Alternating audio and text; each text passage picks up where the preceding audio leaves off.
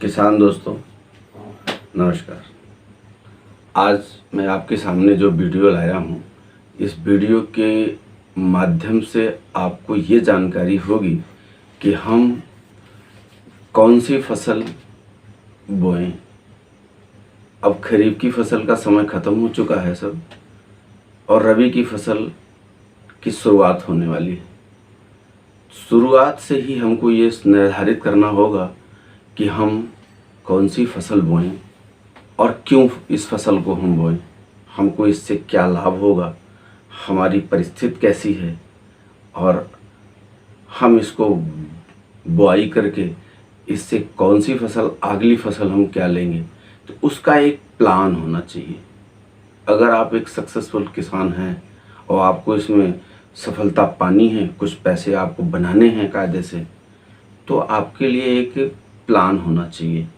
मैं आज उसी प्लान की बारे में इस वीडियो के माध्यम से चर्चा करूंगा।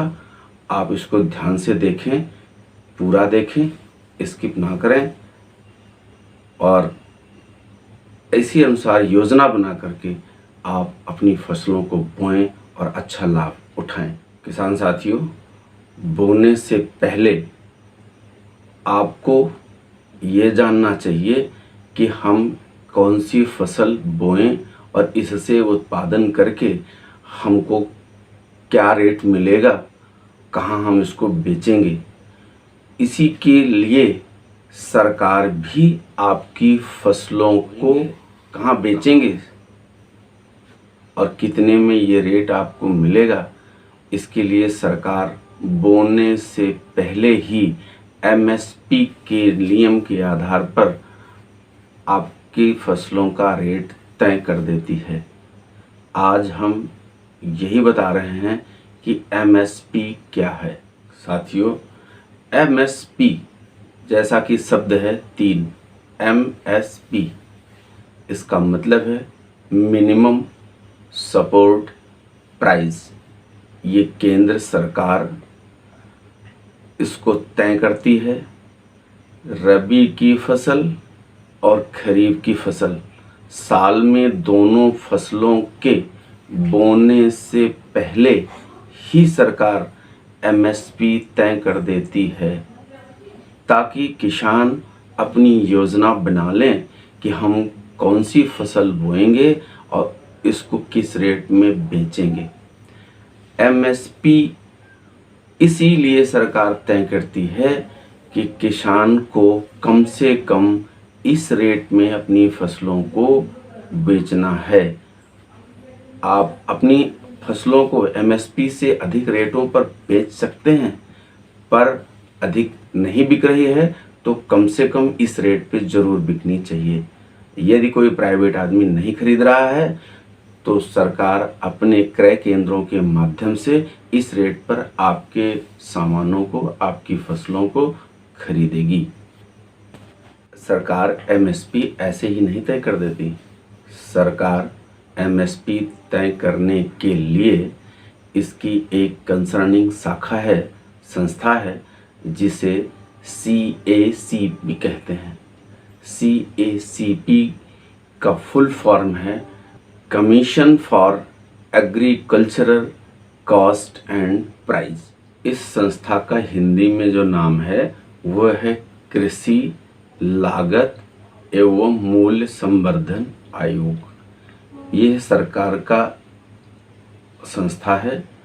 केंद्र सरकार अपनी भारत देश की किसानों की फसलों का रेट निर्धारित करने के लिए हर फसल की बुआई से पहले साल में 2 बार, रबी की भी और खरीफ की भी फसल के बोने से पहले ही एमएसपी इस CACP संस्था की सलाह पर तय करती है। यह संस्था केंद्र सरकार की है। ये संस्था किसानों के संपर्क में रहती है और उनके खेती की मूल्य क्या लागत लग रही है और इसको कैसे पैदा हो रहा है, कितना पैदा हो रहा है, इस पर क्या खर्च आ रहा है, इसको बेचकर किसान कितना पैसा कमाएगा, इन सब चीज़ों को वो देख करके तब इसका मूल्य निर्धारित करके केंद्र सरकार से अपनी सिफारिश करती है। इसी सिफारिश के आधार पर केंद्र सरकार एमएसपी रेट की घोषणा करती है।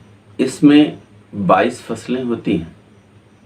साल भर में सरकार एमएसपी के माध्यम से 22 फसलों के रेट को पूर्व तय करती है, जिसमें 6 फसलें तो रबी की होती हैं, शेष 14 फसलें जो है वो खरीफ की होती हैं और 2 फसलें और एग्रीकल्चर की होती हैं, जो कमर्शियल एग्रीकल्चर। अभी रबी का सीज़न है जिसमें सिर्फ 6 फसलें आती हैं। इनका मूल्य निर्धारित हो चुका है। आपको भी ये जानना ज़रूरी है कि इस वर्ष का एमएसपी रेट क्या है, कौन सी फसल हम बोएंगे जिसका गवर्नमेंट द्वारा निर्धारित रेट ये है, और हम इसको अच्छे से पैदा करें और मार्केट में या किसी सरकार के क्रय केंद्रों पर हम इसको बेचकर अच्छा पैसा पैदा करें।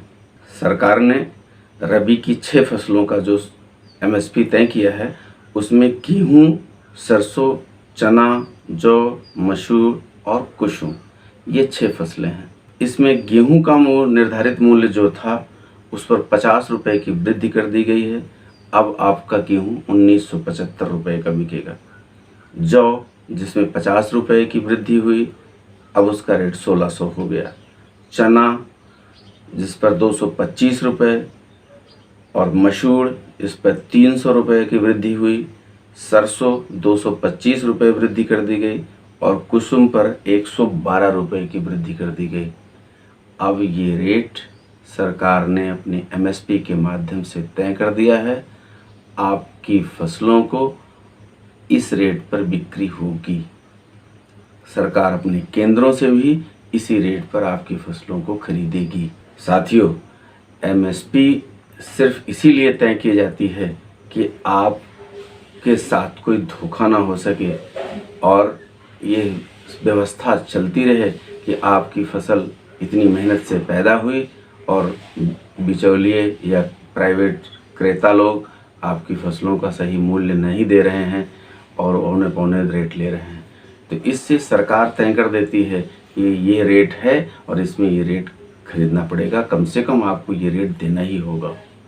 अधिक अगर मिल जाए तो आप अधिक में बेच सकते हैं, लेकिन कम से कम आपका ये रेट पर वो खरीदने के मजबूर हो जाएंगे।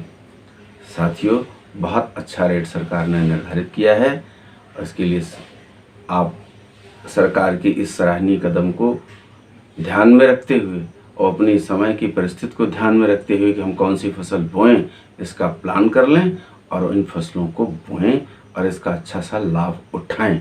मेरा वीडियो शेयर करें, सब्सक्राइब करें। धन्यवाद।